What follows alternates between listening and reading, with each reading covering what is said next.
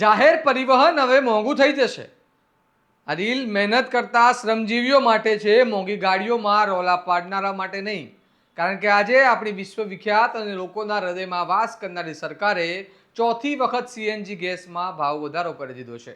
એટલે દેશમાં petrol diesel બાદ હવે સીએનજી ચાલકોને પણ મોંઘવારીનો વધુ એક ઝટકો લાગ્યો છે। દિલ્હીમાં સીએનજીના ભાવમાં પ્રતિ કિલો ₹2નો વધારો કરવામાં આવ્યો છે। તેના કારણે હવે સીએનજીના નવા ભાવ ₹83.09 પ્રતિ કિલો સુધી પહોંચી ગયા છે। સૌથી ચિંતાની વાત એ છે કે છેલ્લા માત્ર 15 દિવસમાં આ ચોથી વખત સીએનજીના ભાવમાં વધારો નોંધાયો છે। આ તરફ પેટ્રોલ અને ડીઝલના ભાવ પણ સતત વધી રહ્યા છે। ગઈકાલે જ પેટ્રોલમાં 2.61 પ્રતિ લીટર અને ડીઝલમાં 2.71 પ્રતિ લીટરનો વધારો થયો છે અને છેલ્લા 11 દિવસમાં ચોથી વખત ભાવ વધારો નોંધાયો છે। સતત વધી રહેલા ભાવોના કારણે સામાન્ય વાહન ચાલકોથી લઈને ટ્રાન્સપોર્ટ સેક્ટર સુધી ચિંતા વધી રહી છે। પેટ્રોલ ડીઝલ પછી હવે સીએનજી પણ મોંઘી બનતા મુસાફરીનો ખર્ચ, માલ પરિવહન અને રોજિંદો ખર્ચ પર સીધી અસર થવાની શક્યતા વ્યક્ત કરવામાં આવી રહી છે। વધતી મોંઘવારી અને વચ્ચે ઈંધણના વધતા ભાવ સામાન્ય લોકો માટે મોટો મુદ્દો બન્યા છે।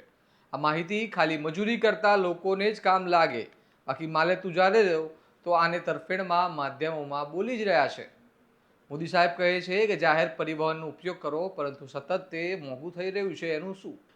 તમારું શું કહેવું છે આ મામલે? અમને કમેન્ટમાં જણાવો અને આ વિડીયોને જલ્દીથી શેર કરી દો અને તમારા સ્વમાનને ફોલો કરવાનું ભૂલતા નહીં। નમસ્કાર।